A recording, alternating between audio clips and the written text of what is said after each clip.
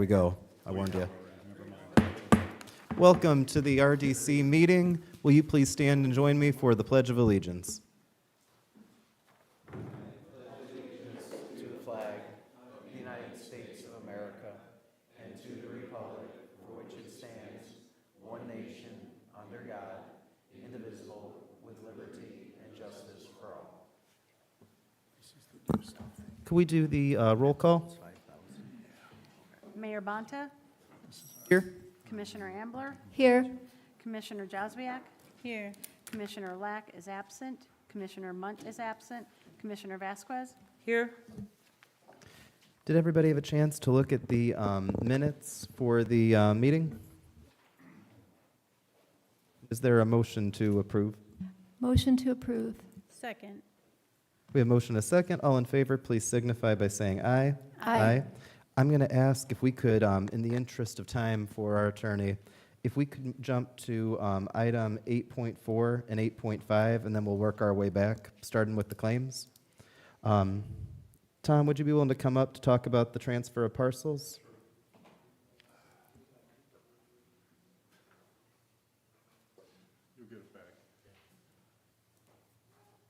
So in your packets, there are 4 parcels, 3 smaller and 1 larger, that utilities we'd like to transfer that to the utilities. They want to utilize that for a training center, and I think it'd be a lot cleaner. We need to go through a change of zoning to institutional, and that can be done after the transfer and paid for by utilities. So I'm asking for permission to start that process and get that land transferred to utilities.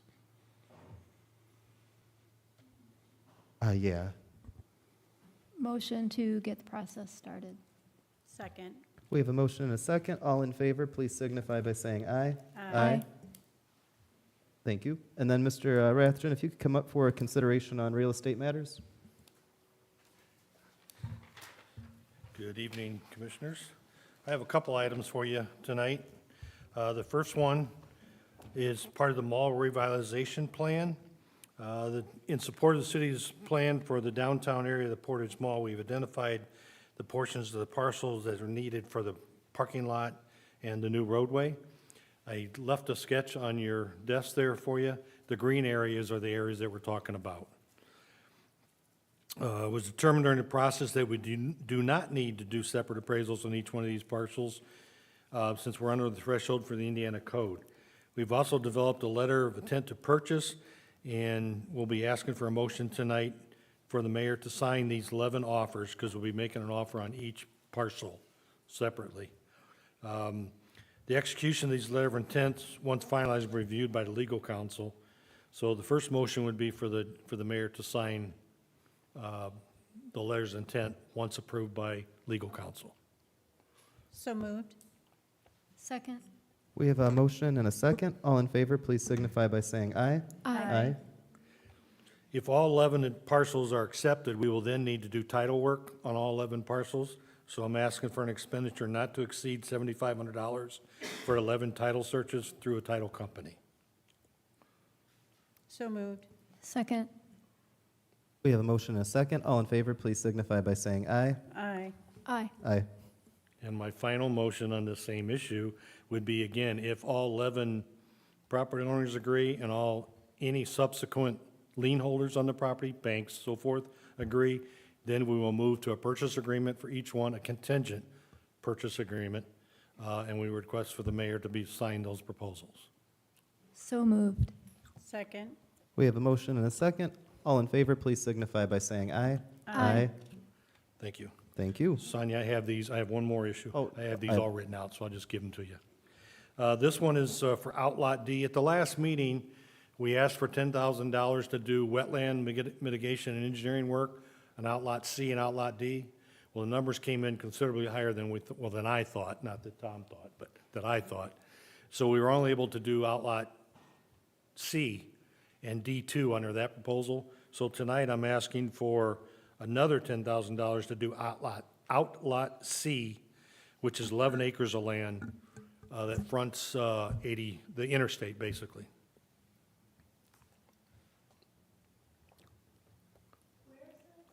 The Outlot C is located just west of the Construction Advancement Building. It joins that one.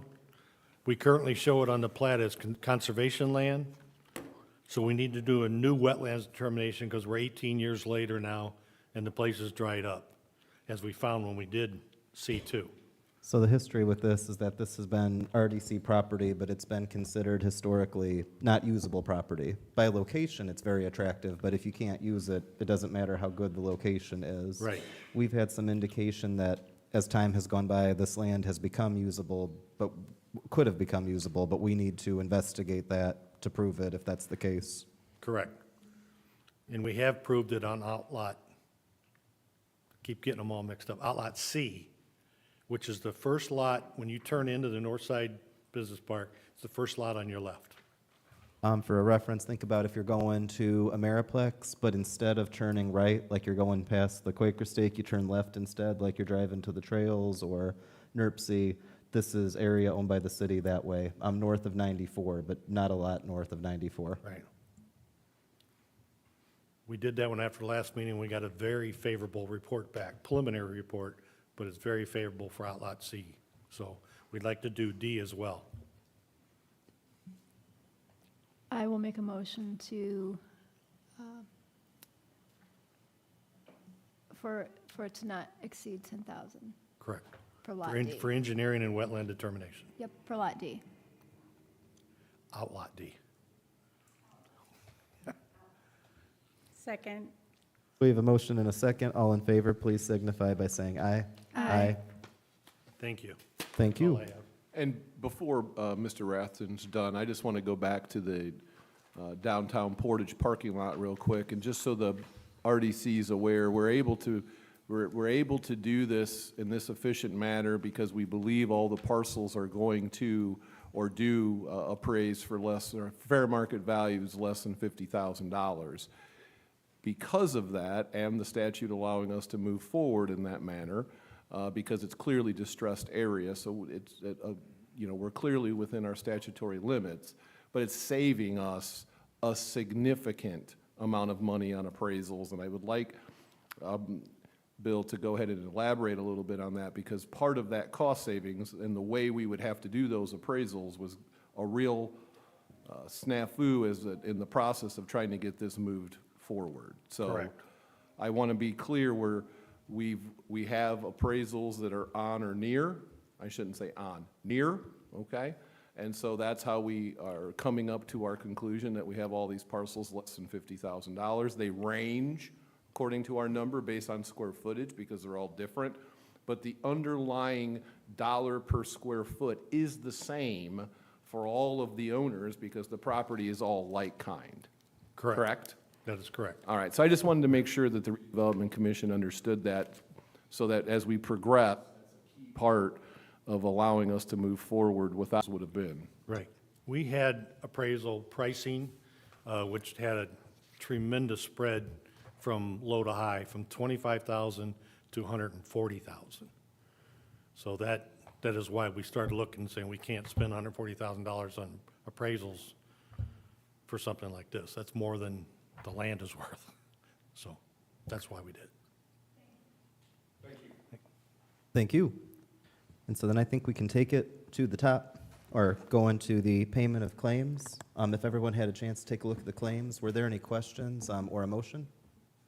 Motion to approve the claims. Second? We have a motion and a second. All in favor, please signify by saying aye. Aye. All right. That gets us to old business, Mr. Bowditch, on the residential housing development program progress, update and engagement letters for MFA, Bond Council, and EDF. I know a lot of work has gone. A lot of work has gone into this, Mayor.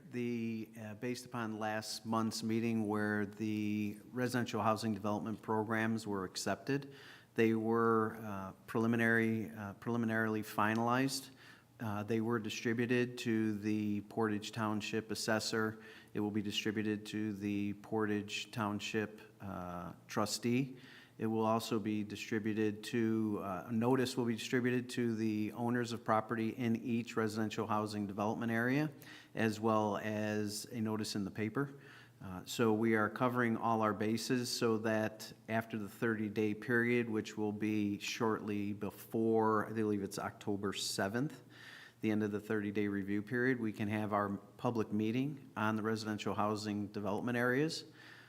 As far as approving, that will be presented for input. At that time, a declaratory resolution on each will be considered, up for consideration. That will then move on to, assuming it's approved, that would move on to the Plan Commission, who's also meeting that evening, to make a determination that they are consistent with the city's master plan. They've all been through preliminary planning, so they are consistent with the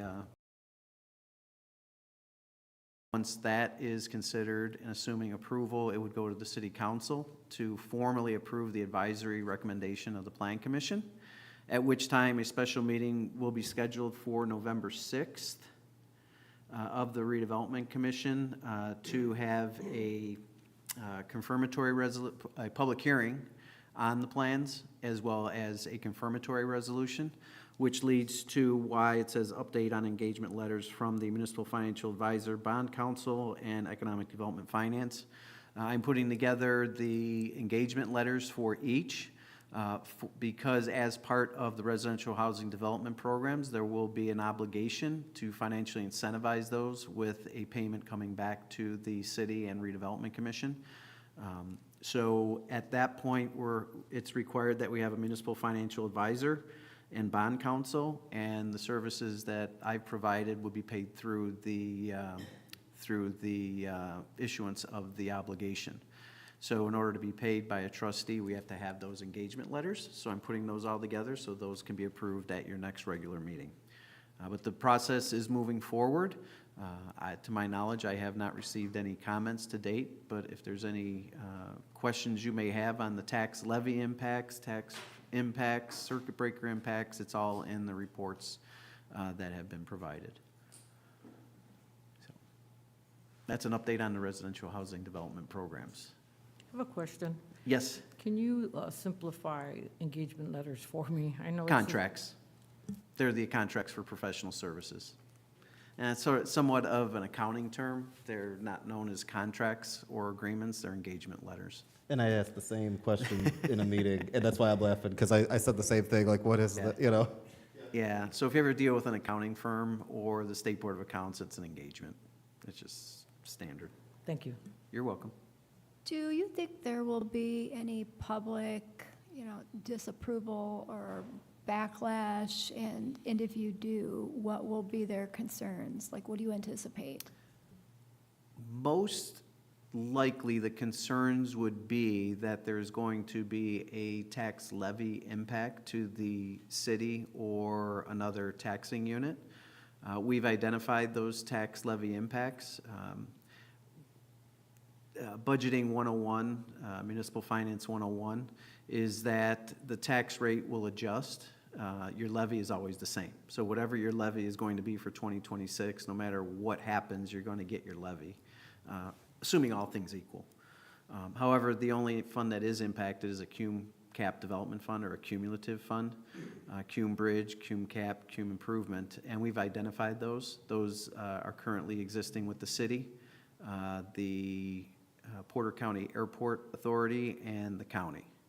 So all the other taxing units really have no levy impact. Now, there is a circuit breaker impact, which I have calculated also, and that's estimated based upon the reports provided by the DLGF and made available.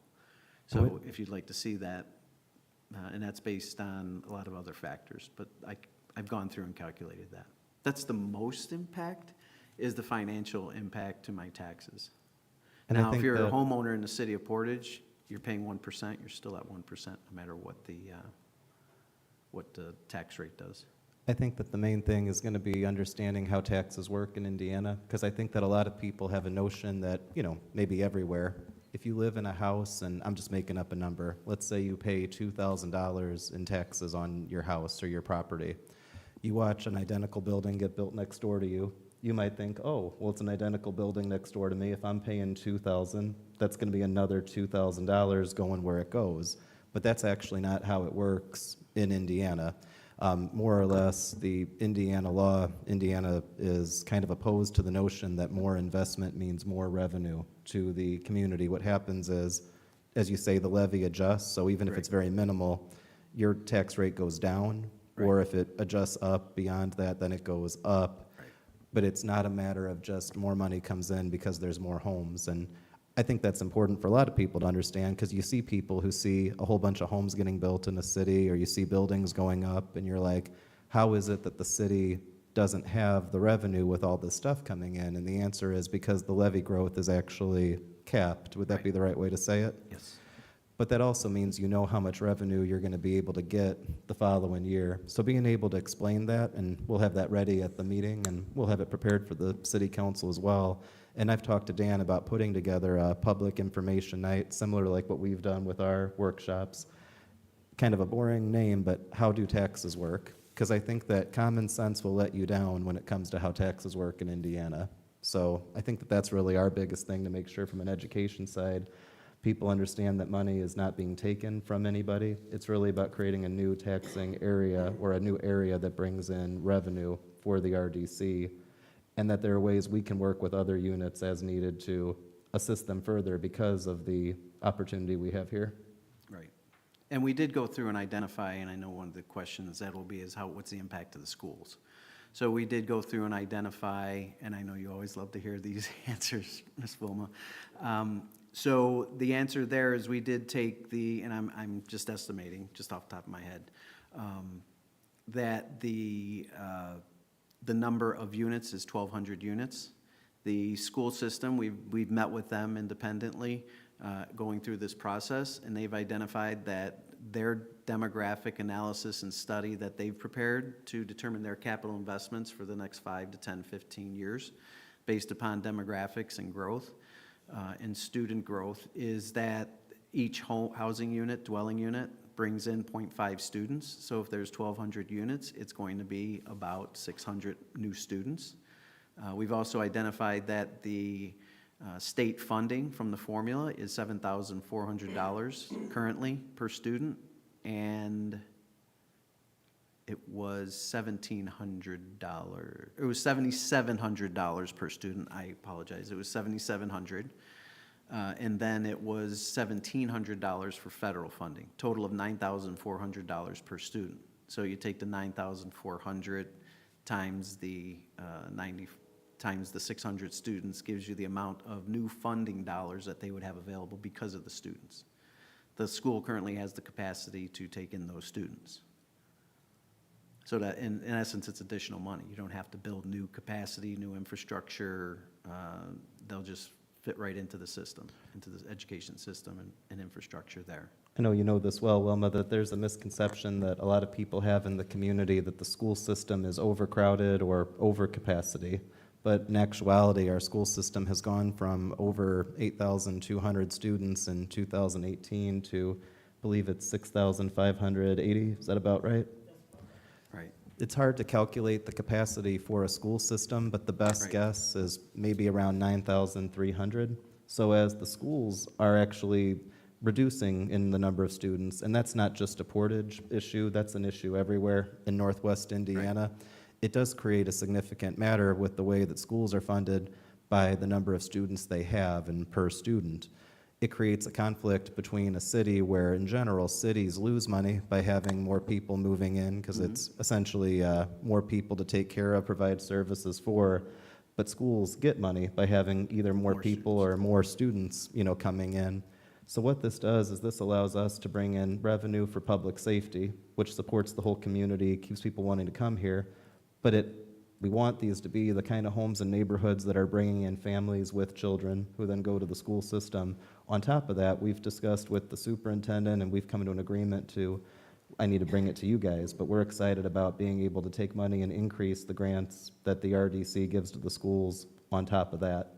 So even though we're not taking money away, we can increase funding, which is really actually pretty exciting. And we had a huge meeting with Mr. Bowditch, Mr. Crone, who's the city's financial consultant, as well as Baker Tilley, who's the school's financial consultant. And it was a long meeting. We ran through a whole lot of numbers, and really it came up as a net benefit, and we're very excited that it did.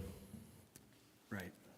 So to use the mayor's term, the quick math is about $5.64 million of additional funding upon build-out, assuming 1,200 dwelling units at a formula of $9,400 per student.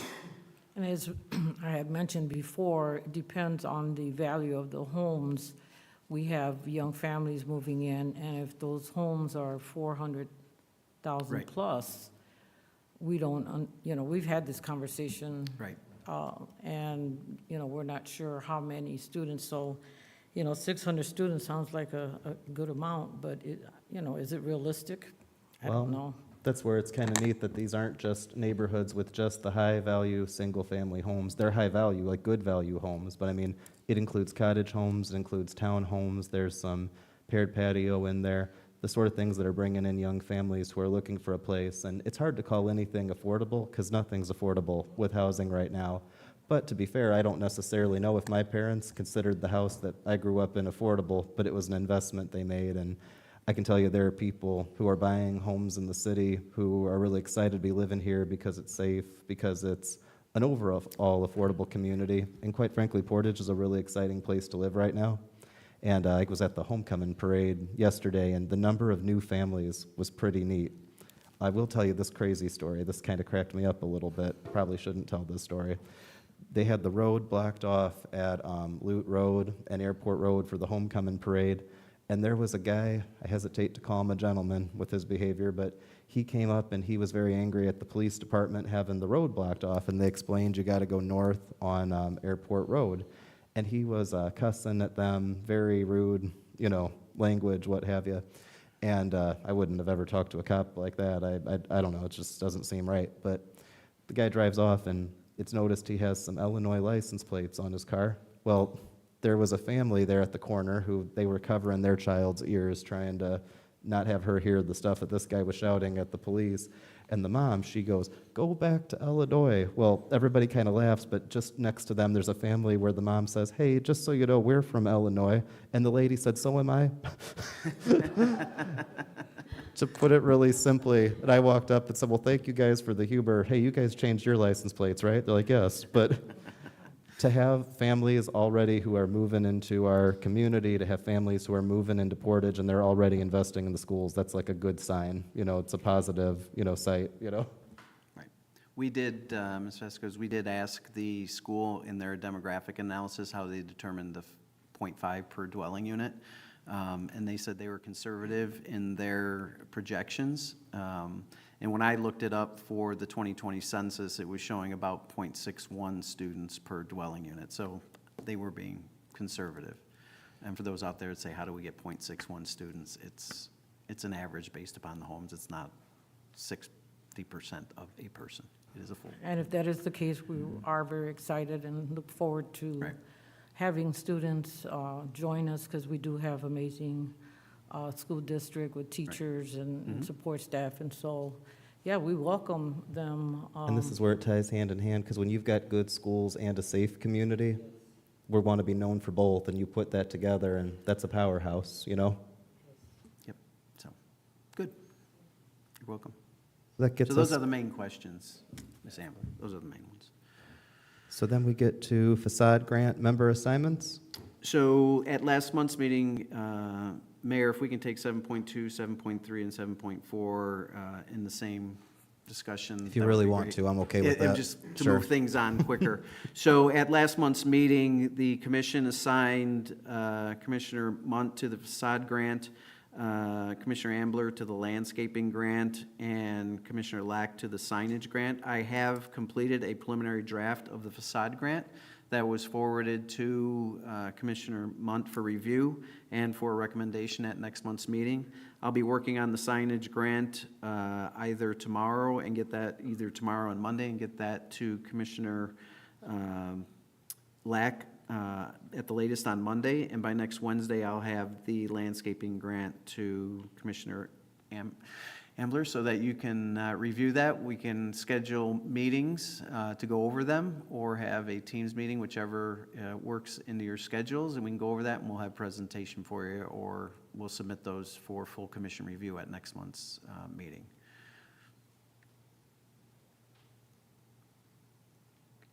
All right, well, thank you so much. So those are moving forward. And then does that get us to update on Kayak Point? So the next 7.5 is update on Project Runways Southeast and Southwest. Those are the projects on Airport Road and US 6 for commercial development to occur. It is the same developer, Simon CRE.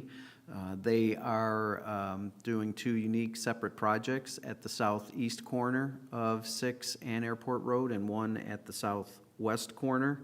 Those are moving forward. Plans are going through the Plan Commission.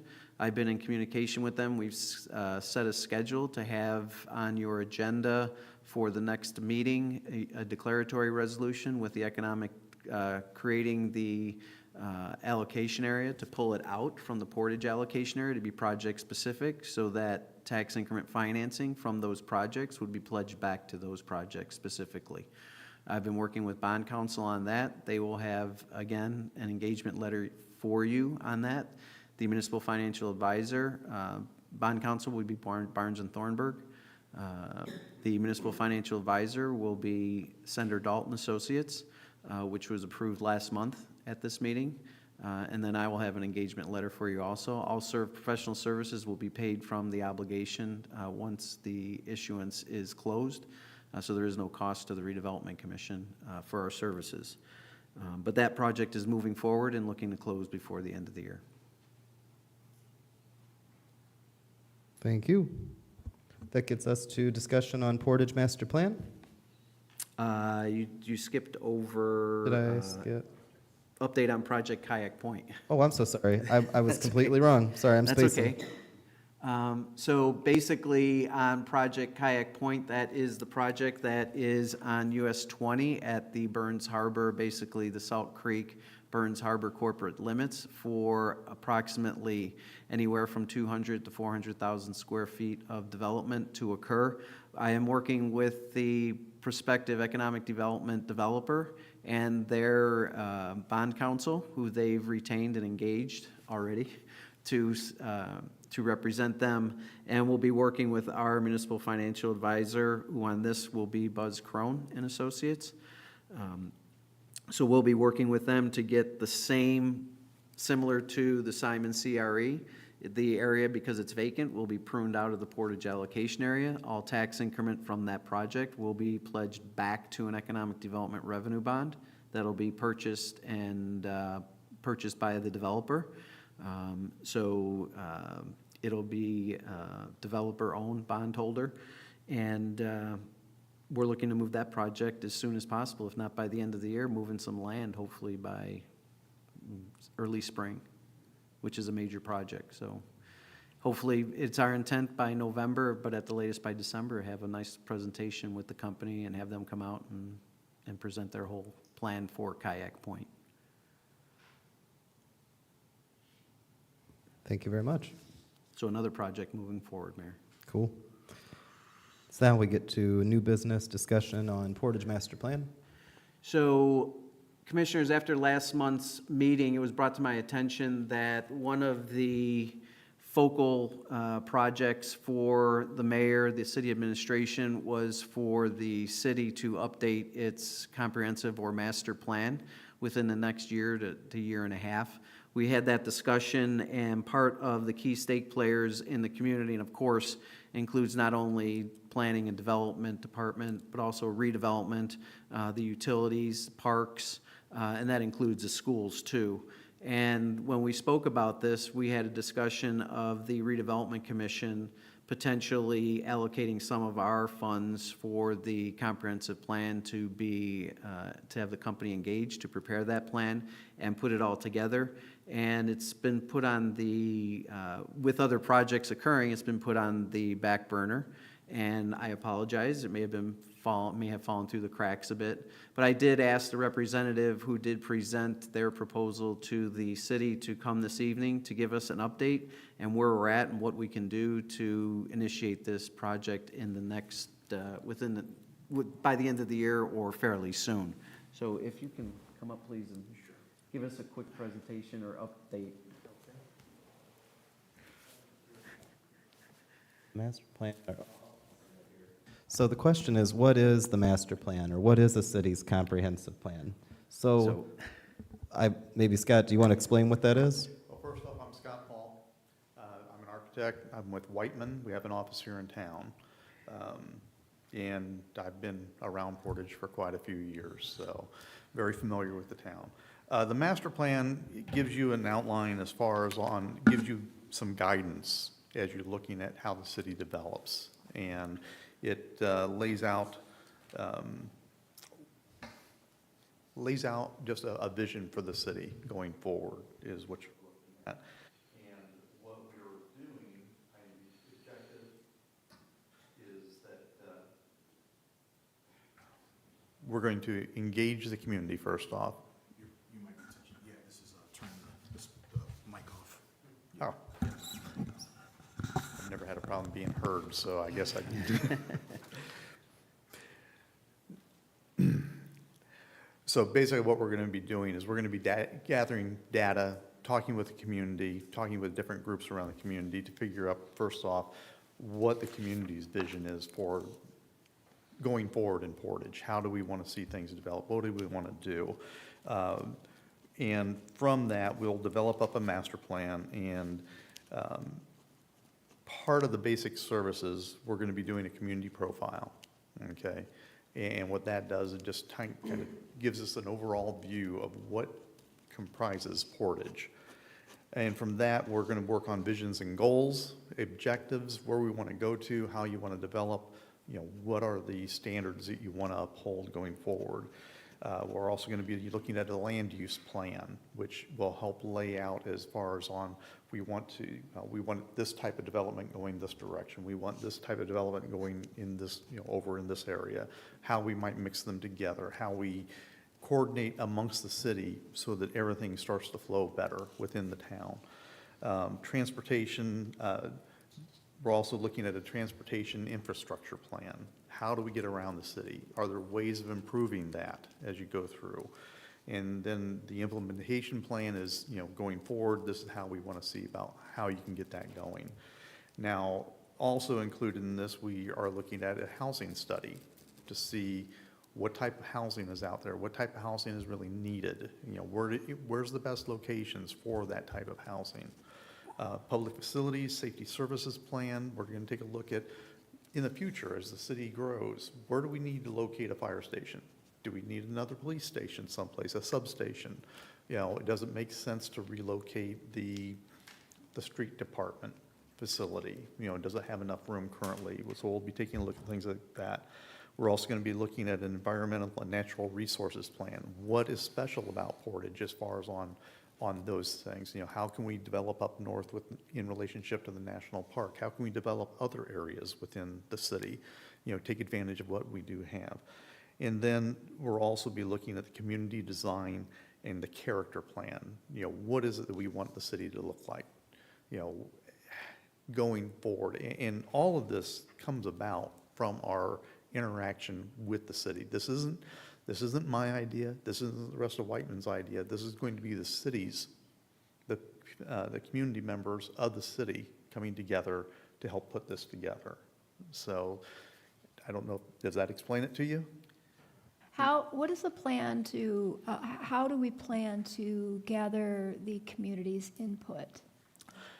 That's kind of your company's specialty. Yeah. Yeah. We do that in various ways. We have, we've done it via websites. We've done it through community meetings, get-togethers, charrettes. There's a lot of different ways of doing that, and part of that is we'll sit down with a focus group to determine what are, we're going to suggest that we go forward with these, and from that, then we're going to put together the plan of how we gather that information. So again, it's not, we have an idea of how that best works, but we want to sit down with the community because every community's got its own little nuances, and we want to make sure we hit those nuances. If I could, go ahead. So the last administration put together a master plan, and they had a charrette, and I'm wondering if any of that information So, can be utilized. Actually, no, they did not. And so a charrette was about planning just a downtown plan. And not to say that we've scrapped that, but That plan involved taking out the Portage Mall, like it just disappears in what they caved in. Were you at the charrette? How many people were there? Maybe 5. So, just so we're clear, and I'm sorry, I didn't mean to get too like, whoa, but I want to, yeah, but I'll, if you could permit me to make a little bit of a, like a political stump speech really quick. Part of the big reason I ran for mayor, and I said this, is that coming in and running for mayor in 2023, by 2024, it would actually be 15 years since the city did the city's master plan. The last time we did it was 2009. Now, you can make plans for a marina, you can make a master plan for a park, you can have all these things, but what we would call for planning purposes the city's comprehensive plan or master plan, it's very significant because when somebody is coming for a zoning change to the city council, but they got to go through the plan commission first, just for example, one of the factors that the plan commission has to consider by law is for a zoning change, does the proposal fit with the comprehensive plan? Well, what do you do if you have a comprehensive plan that's now going to be 16 years old and it says, oh yeah, back in 2009, we totally wanted a gas station there.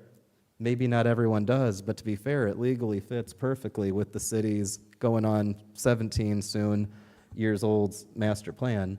One of the things that I was told at one point before I ran for mayor from a city, well, somebody in the past was, well, no, we have lots of control if we keep our master plan outdated. No, we don't. We're actually leaving ourselves up with the big issue of having no guiding document for the city, no guiding document for the plan commission, and really no guiding document from the people. Now, to your point, and with the number for the charrette, for the record, I had to look up what charrette meant. I thought that was a way to keep people away. I found out that's a real thing you call it. That was good to know.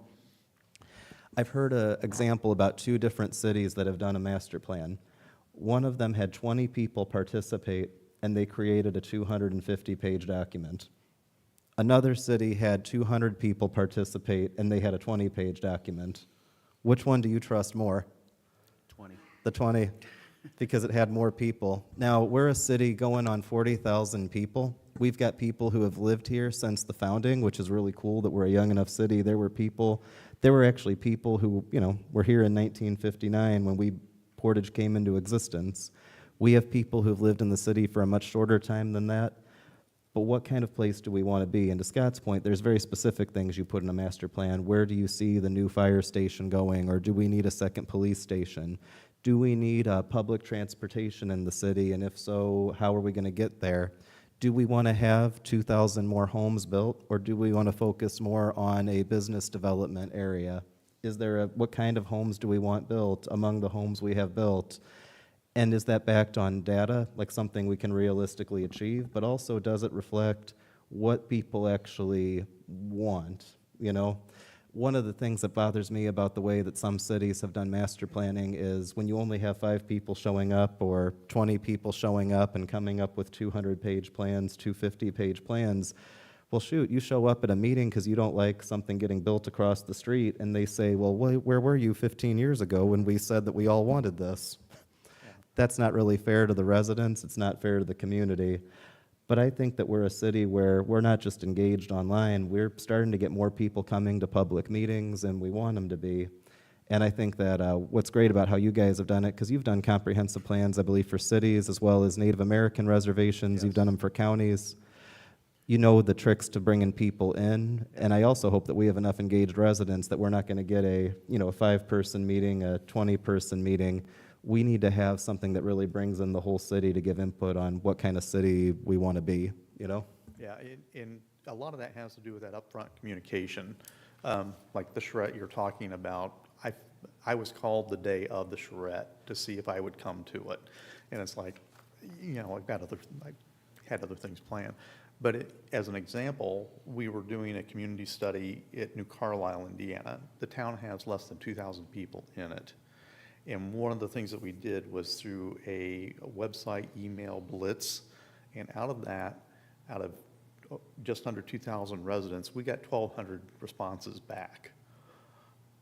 So it matters on how you get your information out so that you can gather, and that's something that we really try to stress.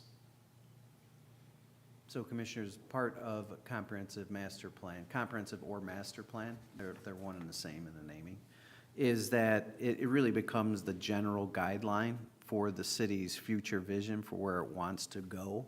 And it's set up, and to answer your question, Commissioner, is that you really start by assessing the community. What are the prior plans and previous plans and the history? So you have to know where we came from and where we're at today. So part of that is looking at the past plans, demographics, current land uses, the service provision of fire, utility, police, park services, library services, school. How are they serving the community and how well? So you have to cross-reference information with other entities in the city. And how do we engage the public input to determine how do we grow to the next level? And that's through surveys, through web, public meetings. Could it be a charrette? Could it be an open day where there's City Hall here is, the council chambers are open with maps on it. I've done them where we've had maps on it, one for utilities, one for parks, one for police, and you take a sticky note and you just put it where you think there's a problem or what's good, and then we consolidate all those and talk with the departments, staff and committee in the city who is there to answer questions, and the consultant. And then taking that and developing the vision for where you want to be in the next 5 to 10 years. After that, you develop the land use plan for each one of the transfer. How are we going to move people throughout the city? How do we get people in and move them out on a regular basis? How do we develop parks and recreation? And that's with not only the national park, the state park, the Portage Township, and our own park system, including with the schools. I mean, the schools has fields. How do we utilize those fields to be part of the park system? And how does the school utilize the facilities we have? Why should we double build them if we have to? How do we use utilities? How do we look at special areas? How do we look at Hillcrest on the north side? How do we look at a transit-oriented development area? How do we look at how do we develop downtown? So it could get down to that level of individual special areas.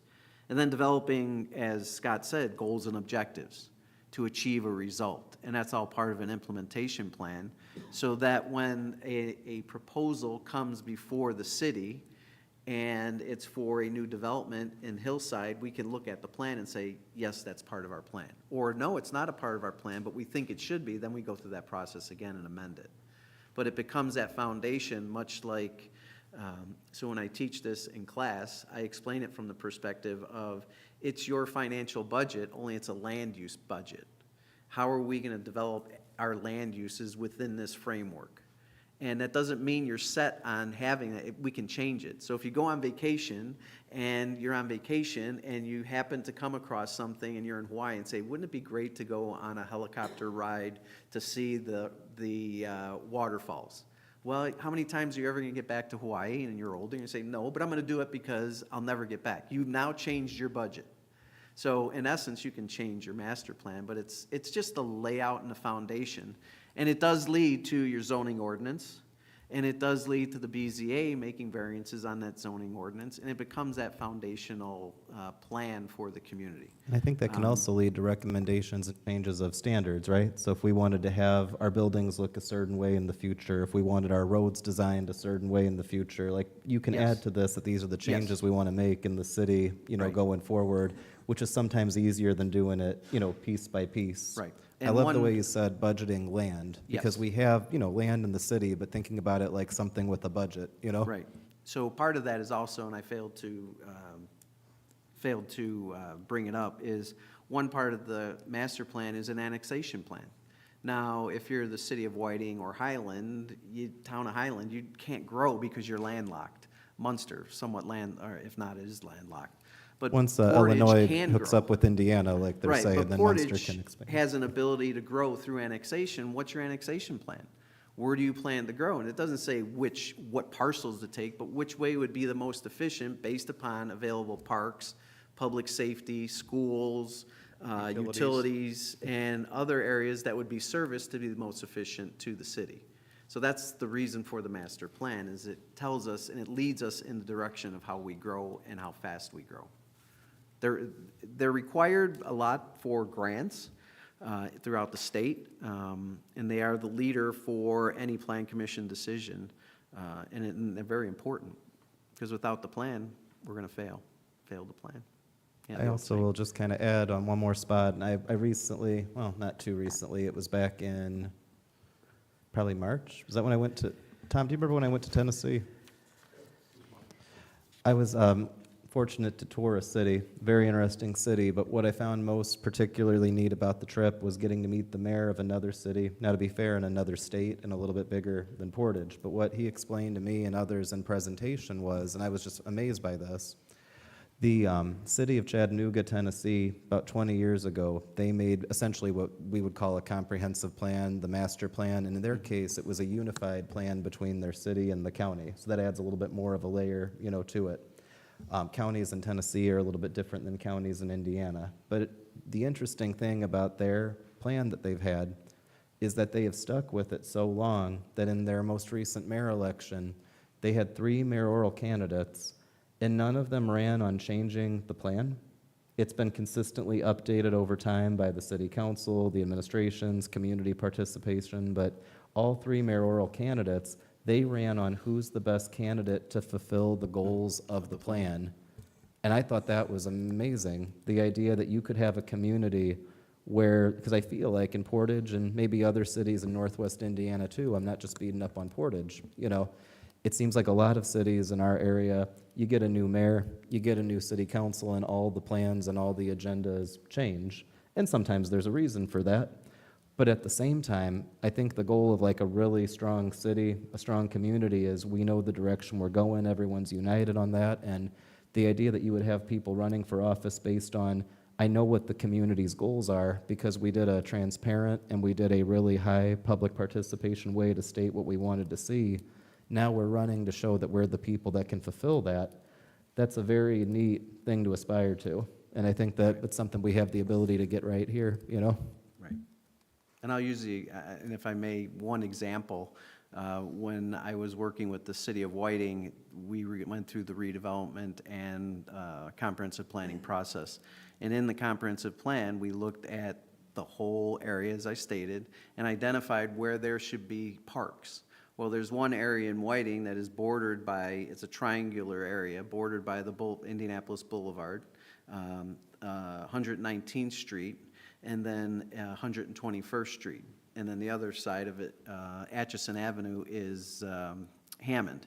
So, and there were no parks within a half a mile to a mile.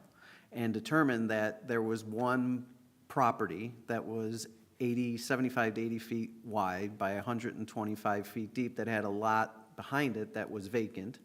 And we put in the master plan that if that building or lot became available, because it was in Whiting, the first floor was a bar, the second floor, it was a bar in a residential neighborhood.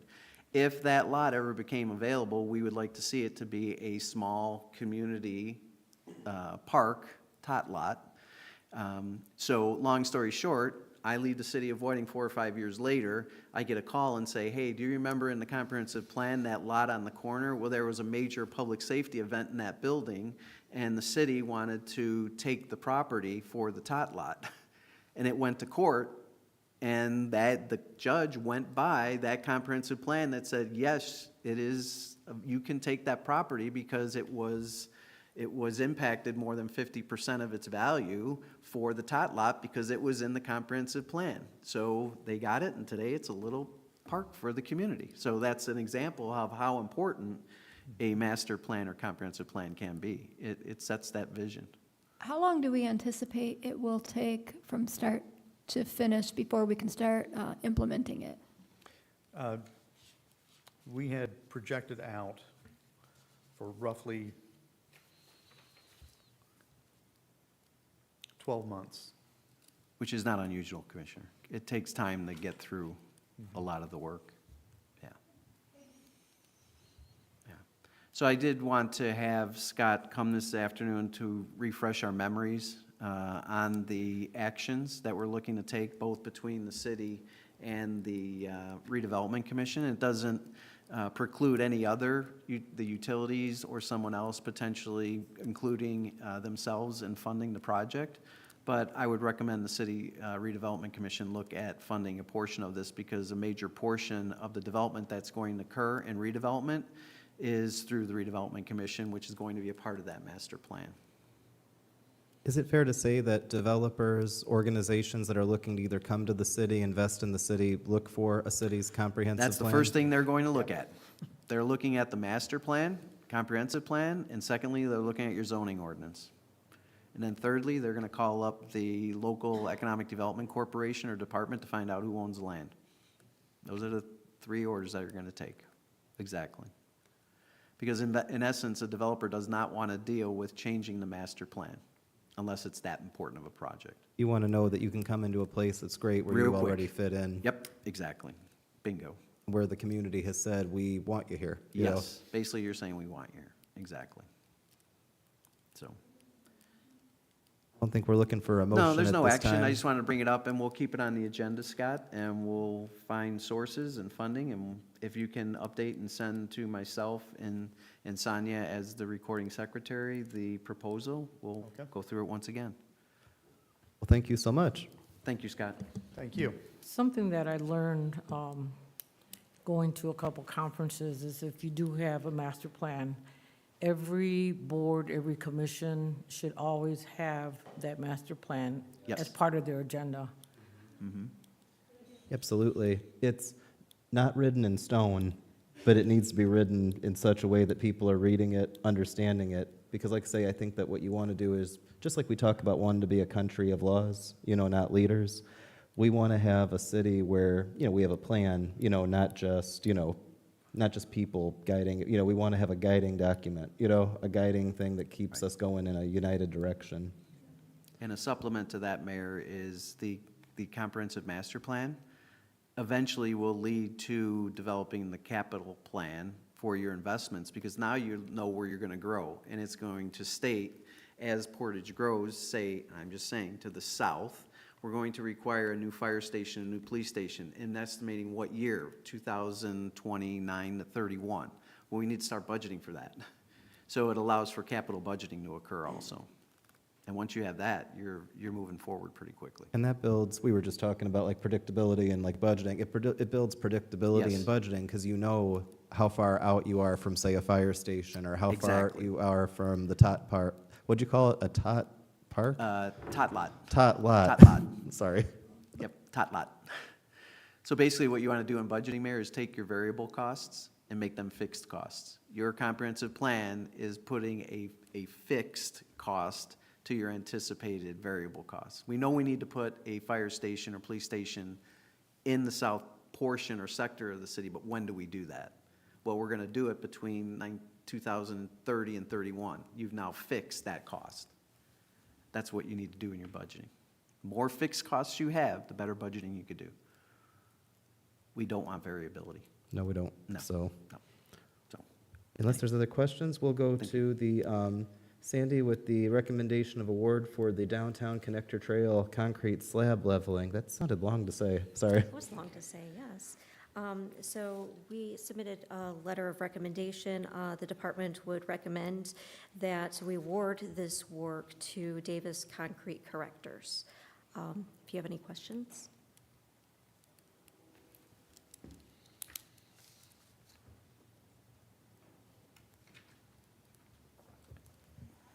Is there, oh, go ahead.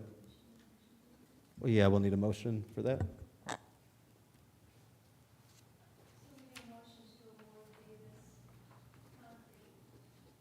Correctors? Yes. So moved. Second. We have a motion. Do we have a second? I'm sorry, we have a second. I'm so sorry. This day, it's budget day, sorry. All in favor, please signify by saying aye. Aye. And then that gets us to consideration for approval of change order number 2 for 2025 RDC Street Paving and Repair Project. Change order number 2 is for your paving project. It is an increase of the contract amount of $39,574.65. This is due to added work and some items just running over contract quantities. Again, this project is a 50-50 share with our Community Crossing Matching Grant.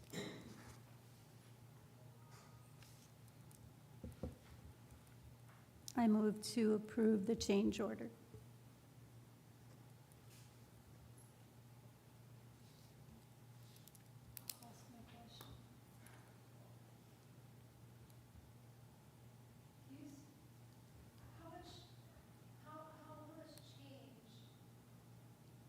How much is the change order?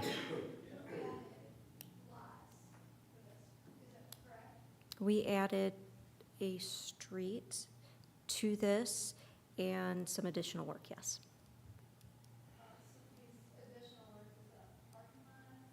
No, no, these are all roads within the TIF district. We have a motion and a second. All in favor, please signify by saying aye. Aye. Thank Thank you. you. Oh, sorry. No, Judy made the motion. Penny made the first motion. We're all having a day today, sorry. It's on first, yeah. Okay, do we have any other business to come to the commission? And if not, is there a motion to adjourn? Oh, wait, yes, we do. Oh, my goodness. Yikes, we got two things. Man. I'm not going to pound the gavel until No, someone not yet, votes. not yet. Yeah, come on up, sir. Chief. Good evening.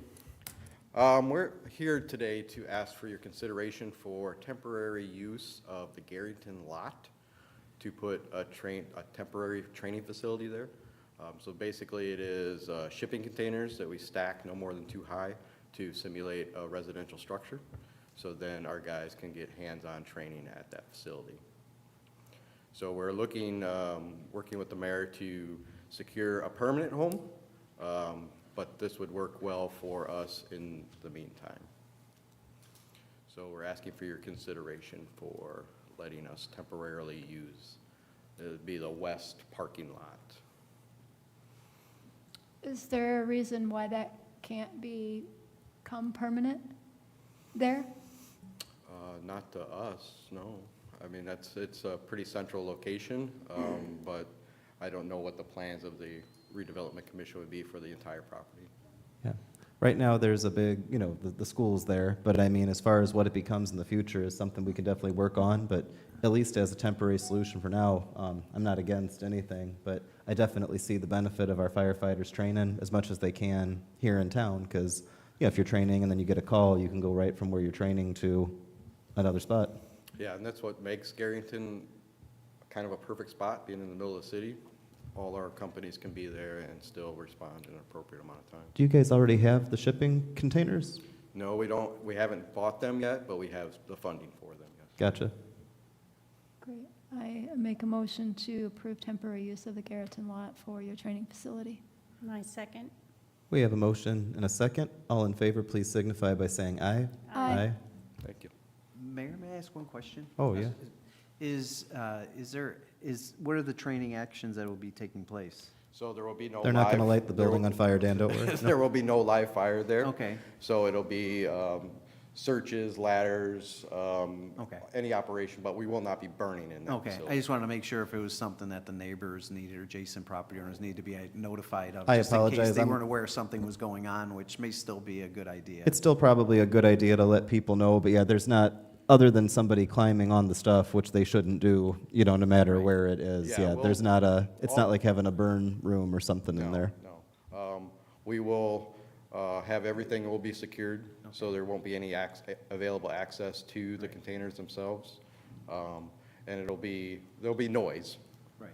but there will be no, Is this something, Mayor, that if possible, the fire department could notify the adjacent property owners? Just to know that something's going on out there? Yeah, I mean, I can talk, well, is it all right if I We'll tell talk you about that we'd like to see you guys do that? I'm just speaking as the mayor. I don't think we need an RDC vote, but, I mean, honestly, I think everybody loves it when a firefighter knocks on their door, and especially the neighborhood there. I think that it's great to see Right. more city personnel over that way. yeah, we thought about putting a sign up there Yes. too, as being like the temporary home of Right. training center. So That's if, all. if they see apparatus and people over there, they know that it's not. Just as a property owner, I would like to know that the fire department's, I might even want to go down and watch just to see how my tax dollars are being used. Yeah, absolutely. So, Yeah, we can definitely accomplish it. okay, thank you. Thank you so much. And there was a second matter? Director Bowe? The second matter is unable to be here this evening, was the Park Department. They were asking for, and typical of the Police and Fire Department, of their grant request, they were looking for use of their grant request of $75,000. They have, right now, year-to-date, $53,562 that have been used, $21,437 remaining. But they're looking for improvement, electrical repairs to the Founders Food Court electrical repairs to the open-air pavilion, uninterrupted power supply via IT, vital to network equipment, new open-air signage, fire and ice rink banner for the open-air pavilion, as well as blower for the pickleball courts, which is self-propelled.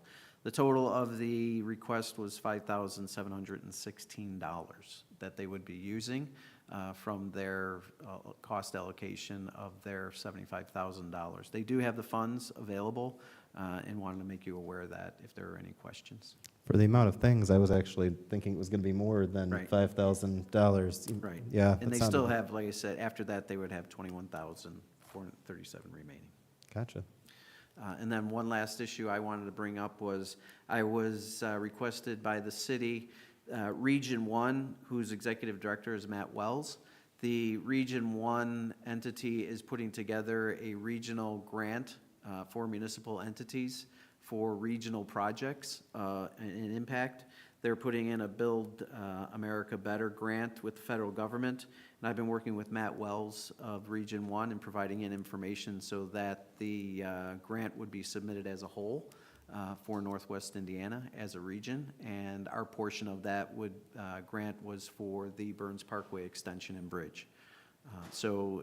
The amount is $1 million grant. Every dollar helps.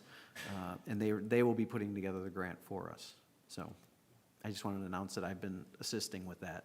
Really appreciate it, because that came to us like pretty Last quick. Wednesday. Yeah, it was like last Wednesday. It's like, by the way, we need this by, yesterday. Well, thank you so much, Dan, for My when we wife got that. appreciates it, Mayor. Yeah. But I just want to let the commissioners know that I've been working with Matt Wells, and they've been good to work with. So publicly, Region 1, been working with them. So to thank them. That's it. Dan, I do have a question pertaining to the Garrison building. I know last year that we opened some bids for the demolition. Is there any movement on that? Mr. Cherry, or do you feel comfortable, Dan? Pardon? Do you feel, I was going to say if Tom looked like he was coming up, but do you feel comfortable just addressing it? Oh, I thought you were coming up. I'm sorry. No. Go My ahead. address to that is, it's a funding issue.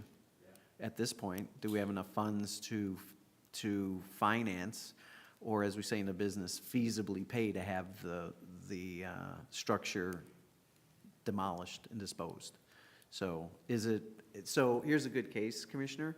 That's our vision, our master plan to have that demoed and removed for future development. How we get there is the next step.